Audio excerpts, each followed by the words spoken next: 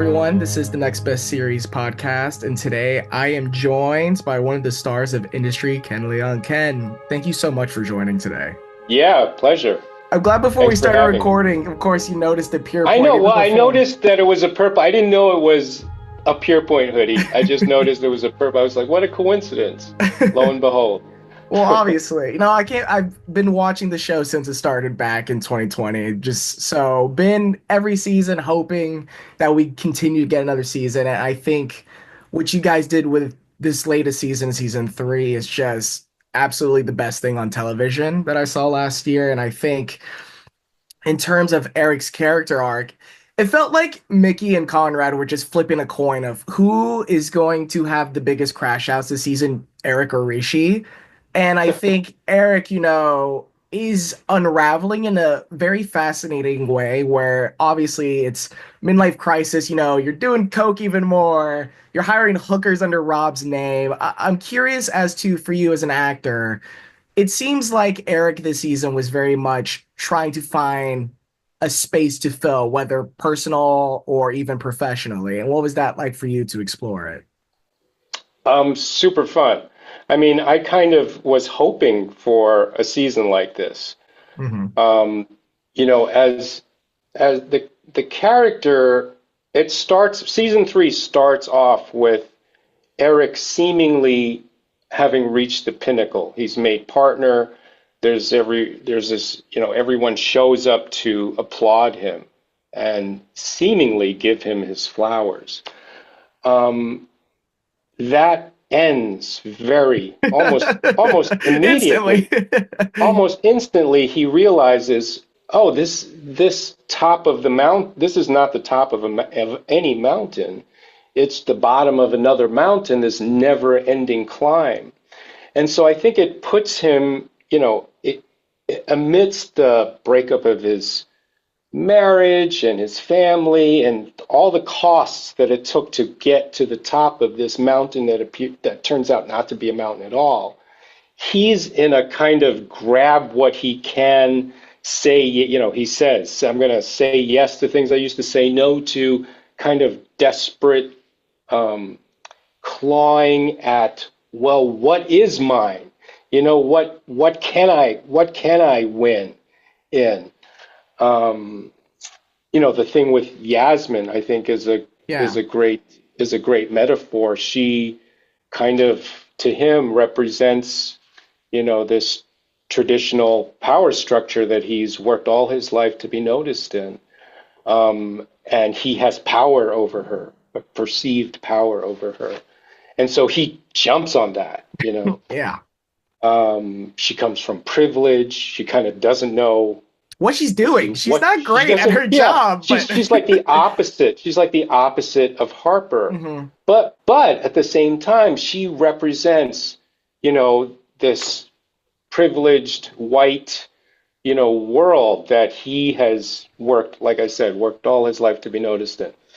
Um, so yeah, like you're saying, the whole season is him kind of doing that kind of grasping, um, until he becomes kind of overwhelmed by it all. I think, you mentioned the Yasmin stuff. I think it's that dynamic is so fascinating because clearly the void that Harper leaves after the fallout is you trying to fill in. There's that youth you mentioned where from your perspective or Eric's perspective, it's I remember when I was in that position and I'm hungry and I'm not at the top and I'm constantly yearning for something more, but also that power you mentioned. And then there's this weird psychosexual element to it, although it's very one-sided in your half where it causes you to lash out. What was it like, playing that dynamic out? Especially Marissa is just fantastic in the season, and as long as with everyone. What was it like getting to peel that relationship back, especially in the absence of you and Harper this season? Super fun because it wasn't mapped out where we would connect, where we Hmm. would find something. All I knew is that we will eventually, or I will eventually, um, want something of her. That's okay, as vague as that. That's all I knew.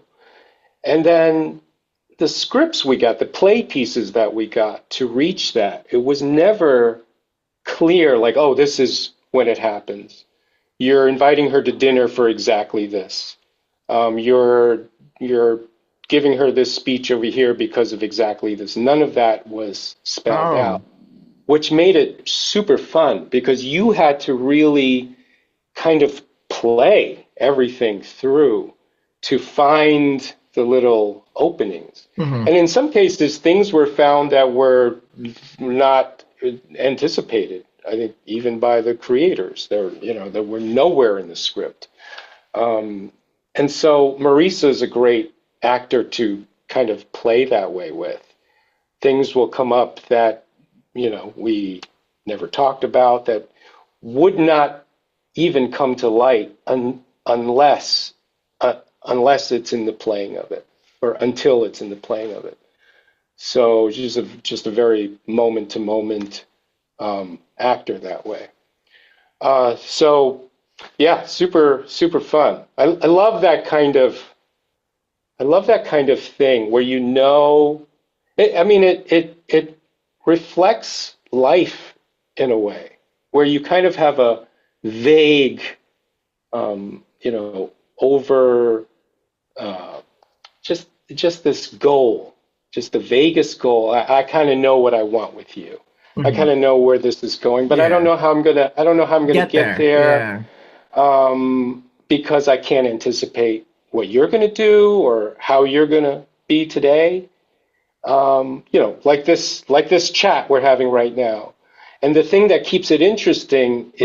is that, well, because I don't know, I have to stay with you, Hmm. and I have to kind of listen to you and be very open to kind of wherever you want to go. Hmm. And that keeps it so fun, so much more fun than if we were to plan it and be like, okay, let's make it so that this Just a list. conversation Yeah. goes exactly this way. I'm going to ask this, you'll share that, and then we'll call it, then it'll be done.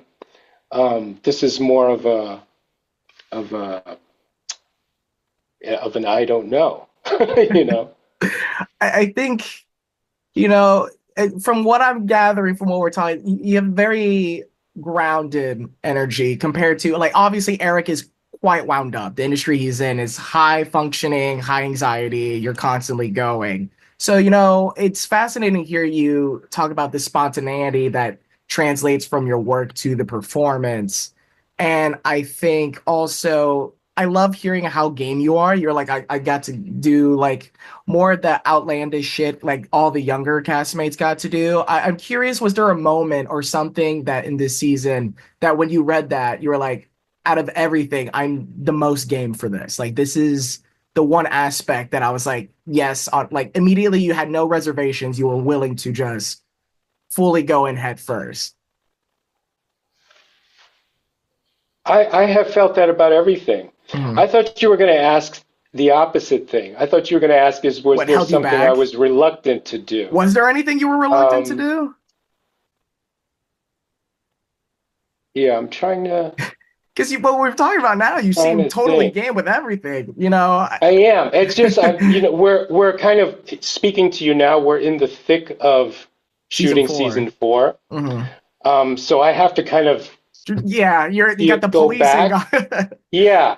Um, I just know that generally, I think it was from the beginning, Hmm. from Lena Dunham, Yeah. who directed the first block, and she set in the show. She started the show for us. She kind of set the tone for us, and she made it okay. She cultivated this attitude that I'm speaking to. Mhm. I credit her with that. Um, because this world was so foreign, I think it's fair to say for all of us. Yeah. And most of our cast was just straight out of drama school. Lena created a kind of safe space for us to try different things, make up phone conversations if they had nothing to do with finance. She didn't care. we warmed up by dancing. Just made it okay for you felt like you couldn't make any mistakes, that you just had to show up and, like we're saying, be open. Because the world of the show made us come in with so many. How am I gonna? I don't know anything about finance. Yeah. How am I even gonna live in this show? There was so many stop signs in our own minds that we needed somebody like her to take all those away. So, and once they were taken away, it's just a ball. I mean, then it's like yes, everything is a yes. Um, I'm also curious to like when you mentioned that and like terms of like Eric's arc towards the end, I think especially the Adler stuff, the firing Adler feels like for characters who are inherently in this field that morality is near zero, especially how normal people like us kind of look at that field and bankers and what people sell to attain whatever they want to achieve. You yeah, know, there's always that sense that through the writing that these are people who has some sliver of good. And I think, that it feels like that was a crucial moment for Eric of just stabbing Adler in the back like that. Do you think that was the hammer to the nail of just any morsel of just the person he's trying to find himself to be or struggling to come to grips with he finally gets? Because I feel like by the finale there's this sense of closure or at least a catharsis. You feel that like I understand where I'm at now in this place. I mean, it's easy to talk about it in retrospect. I think Yeah. with Eric in the moment of the idea coming to him in the bathroom, looking through the book, and then putting the pieces together of how he can use that. I don't think it's so. It's zero self-reflection happening. He's in the mode that he was kind of trained by Newman way back when. Newman kind of instilled in him a certain um, the the ends, any end, or the end justifies The means. any means, Hmm. as long as the end is good, good, um, then it doesn't matter. We nobody cares how you got there. It will be forgotten. You do whatever it takes to make the deal, to close the deal. And so he's internalized that, and it's just part of his animal. I think it's afterwards that he may start to be like, what did I do? Uh, so I think what we saw was kind of pure Eric, pure ego, id Eric. Hmm. Um, and then later we may see, the internal fallout of that. It's even at the end, you get a $40 million payout, and it's still like, yeah, not enough. And I think Well, that line alone, it's not yeah, about the the money. money. Yeah, No. And I think yeah. that line speaks so perfectly into where we're going to see Eric go into next season. I'm very excited to see what you bring that character. And before we wrap up, I'm curious from your perspective. I'm a big fan of your career. I think if anyone took the time to go through your filmography, you've countless credits and some of the best shows and films that have came out. When you see something like your name being listed in the top 100, greatest performances of characters, like the Variety did that list earlier this year. Um, how much of that do you take into the stock? Do you find it arbitrary as an actor? I just want to do the work, or do you find it that a lot of actors attain to find a character that sticks with them or their career as a whole, and just very grateful? How are you feeling when you see the response to the work that you've done, and just not this season, but entirety of your career, and finally seeing it, get the notices that honestly, in my opinion, more than deserved. Well, thank you for that. You know, I I never anticipated being able to come this far. Mhm. To even I didn't know I was going to be able to make a living from it. I just knew I needed to do it as a person. Mhm. So to be able to do it, one, have people watch it and appreciate it. It's it's any words that can be used to describe it, it is can only diminish what it is. I mean, it makes you feel so grateful to be part of something larger than yourself. Um, and I've never, I always remind myself and remember that, that no matter how small it is, the thing that you're doing, or how big it is, somebody somewhere is watching, and it might hit them in a place that they really need to be touched. And that makes what you're doing, uh, um, like you don't know the impact that you can have. Mhm. Um, and so I really take that, I guard that like with everything. Um, I never take it for granted. I never take it lightly. Um, because I know that I don't know Mhm. who may receive it. Okay. Um, so I feel like, I don't know what that is. I feel blessed. I feel very blessed, lucky, um, and just eternally grateful. Well, I mean, I could speak for all the fans of industry who've been tuning in since day one, and every time we get a season renewal, we'd be like, "Where is it?" And this last season, when you get the early renewal, like three Yeah. episodes in, we're like, "We've made it. This is how we know we've made it." So I thank you so much for your time, Ken. This has been an Thank you, absolute delight. Giovanni. No problem. Thank you. Thanks for wearing the hoodie too. Hello, everyone. My name is Giovanni Lago from the Next Best Series podcast, and today I am joined by the star of the hit HBO series industry, Myha'la. Thank you so much for joining today. Hi, Giovanni. Thanks for having me. I find every season of industry so fascinating because by the end of every season, and we're struggling to hear that renewal date, the way Mickey and Conrad end every season, it feels like the show's ending every Hmm. year.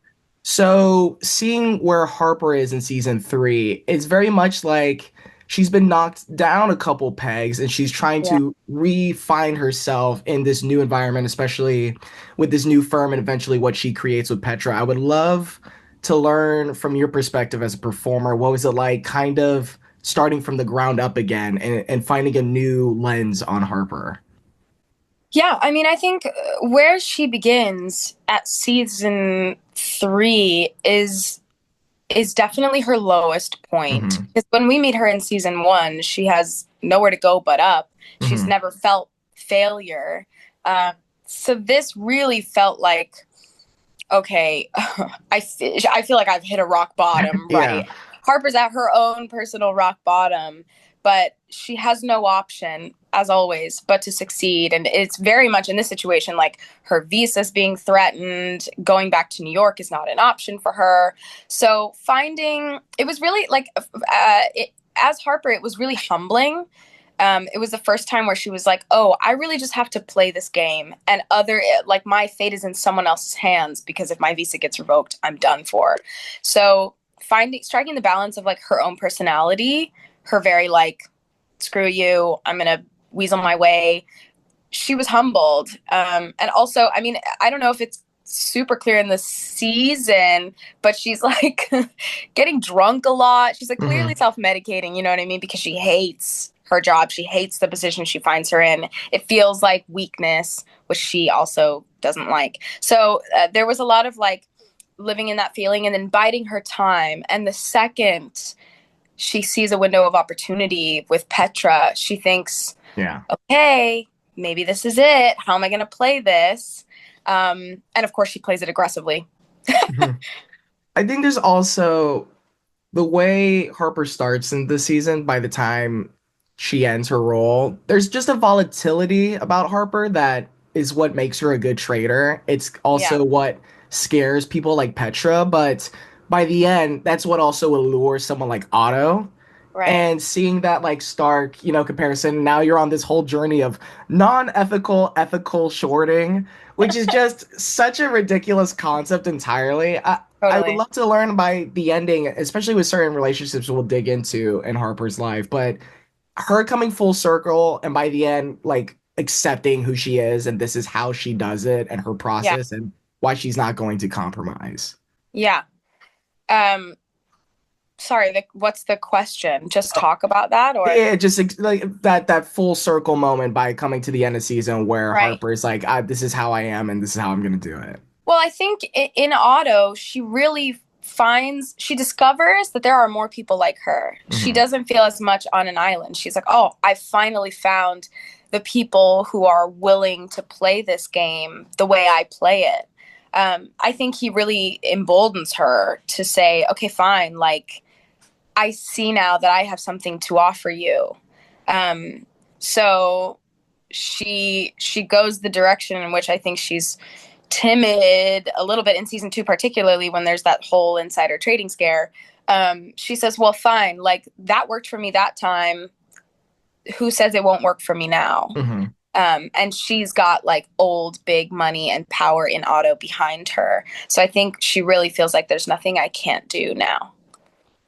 I think, speaking of old money, seeing where Yasmin ends the season, Harper's relationship with Yasmin, I find so fascinating because it really embodies, just who love each other, but also these two are like, I can't stand you. I would love to talk about the confrontation sequence you guys had and filming Yeah. that. And what was that like and finally building up to that moment? Sure. That was I mean, we were both of us like so excited to shoot that scene. Just say the worst things to each other, Well, slap each other. it's like candy for an actor. Yeah. We get to go to these really deep, ugly, difficult places and to do those scenes with someone who I personally, Marisa and I are great friends. I love her, I trust her, and that's the kind of relationship you can have with a person so that when you do decide to go to those really ugly, hurtful places, it's safe. We Hmm. know that we can go there and come out on the other side. We can go anywhere with each other. Um, Specifically, that the slapping bit of it all. That originally in the script, it read that Yasmin hits Harper, and then Harper calls her a whore, and I just thought Harper's from New York. I'm gonna hit her. If anybody like that's the line, right? Like Hmm. we say and do whatever, but the second the physical boundary has been Broken. eradicated, like Yeah. there's nothing going to stop her from saying like there's nothing you can say to me that I can't like one up you, but the second you hit me, I have to hit you back. Otherwise Hmm. then the scales will be imbalanced. And we understood too, like if that line was crossed and Harper didn't hit her back, then it would have been that like Yasmin sunk to a place Harper wouldn't go. But we believed like keeping them on a level playing field was the only way that we could like, and you never know where it's going to go, but that's the only way that they can then be like, there's any sort of relationship here we can salvage, because Hmm. if we've both sunk to the same place, then we can rise above it. But if one person does it and the other person doesn't, then to me that would have been the end of their relationship, business, personal, otherwise. So Yeah. we really wanted a place to go after, and it does seem strange to be like, no, we both hit each other, so now we can, you know what I mean? But Yeah. it's true, like that was the only way that we could make sure that these two women, as different as they are, remained on a level playing field. Yeah, and that also makes sense because by the time the end of the season comes and you get invited to Yasmin's wedding, it's also like, why would I go if it was Yeah. just incredibly lopsided? I think another GC moment. I need to know the details about filming this sequence. Okay. when you finally reunite, Harper reunites with Eric, and Hmm. you just the line reading of just look at me is just one of the most probably top tier Harper moments of the series. I think for those Yeah. watching, felt some sort of jubilee watching you finally get to that Yeah. point where you are equals. Maybe even Yeah. honestly, the way you guys are working, you're higher than him. What was it like filming that with Ken, who's just also a brilliant actor on his own? He is. Ken is a genius and a treasure, and I think he is severely underrated. I agreed. Uh, that too was very excited to film that scene. And actually, Ken and I hadn't worked together, hadn't really seen much of each other until that point, and both of us, again, we're great friends, and we love and respect each other's work. So we were just really excited to be in a scene. So underneath that vitriol and the poison of that moment was all of this and this excited energy, like, which I think really was perfect for Harper because she is excited. She's ready to She, revel in it. bro, she's been waiting for this moment. Yeah. And it was just the cherry on top that she could tell that he was in a low place. He's got glitter on his face. She's like, "What have you been up to?" No, so energetically, like the excitement of that moment, the pleasure in getting to say those words, I think is what made that scene like really special. Because it was so nasty and horrible what she's doing to him. I was gonna bring something up that I've been seeing online. In fact, you even just mentioned it recently about Harper's hair throughout the Yeah, seasons and how each yeah, season tells a different story. I want to know from your perspective, are you like intentionally talking, to hair and makeup people, to Mickey and Conrad about this is what Harper style should be. This very much speaks yeah. volumes on another level, especially because now I would love to know about how that ties in season three and then the look we see for season four, and that speaks volumes alone. Yeah, I mean, anything and everything that we do on this show is thoughtful, Hmm. intentional, purposeful. Um, and the hair story being told as well is something that I'm always in conversation with Mickey and Conrad and with Mirna Kurak, our hair and makeup designer, who is brilliant and I love her. And we're always on the same page. Like some of the hair changes, for example, when I cut my hair all the way off for the beginning of season three, that was something that I personally wanted to do, but I knew that the show was coming, and I spoke to them. I said, "Hey guys, like, where are we Hmm. going this season?" And somehow, curiously, Harper's timeline somehow happens to match up with mine. But I think that's the beauty of this show. We started so young and at the beginning of our careers, just like our characters. So now as we evolve, they evolve. So whatever, 4 years later, 6 years later, um, the story that we're telling is like when things happen to people, their image changes, Hmm. and so much is happening with Harper. In my actual life, when I hit a rock bottom, I shaved my head too. This is Hmm. something that we Black girls did. Like the big chop is something we all know about, right? Okay. So every time we enter a new phase, we wanted to tell that story with what she's putting on her body on the outside, and that goes the same with costume as well. I work really closely with Laura, our costume designer. Every year we're sending boards back and forth and saying, well, who is she now? What is the story that she wants to tell other people? Because it's also a mask, right? Hmm. So coming into each season, we want to make sure that that story is cohesive and it's something that complements whatever she's going through in her life. I won't give too much away because obviously everyone knows exactly what's coming in season four. But Harper's I'm coming for the neck, huh? That's it. That's all we know. Foot on the neck, no mercy. I It's don't have to over. say nothing at all.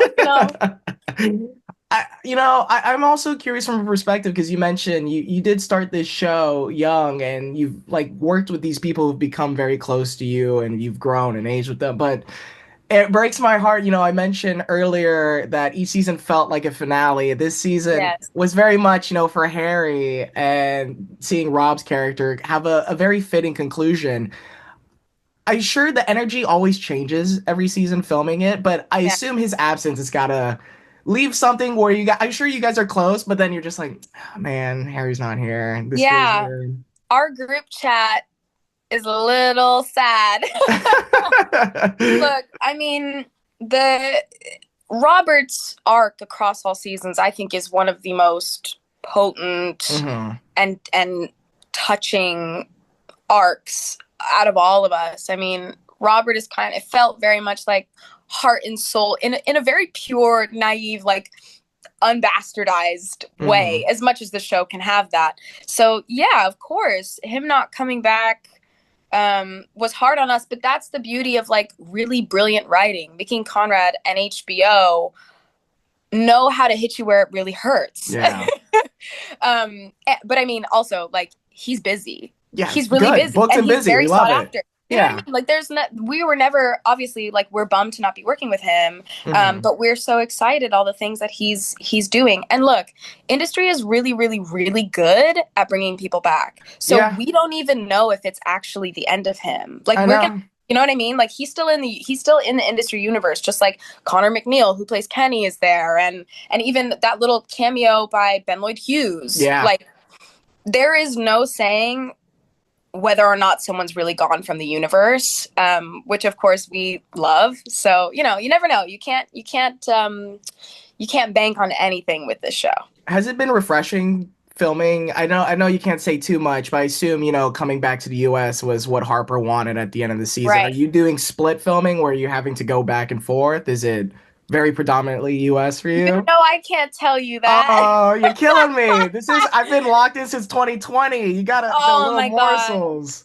Well, I But really appreciate that. You one of the OGs for I real. mean, I showed Ken, but got the peer. Oh my God. You've got the offsite management hoodie, bro.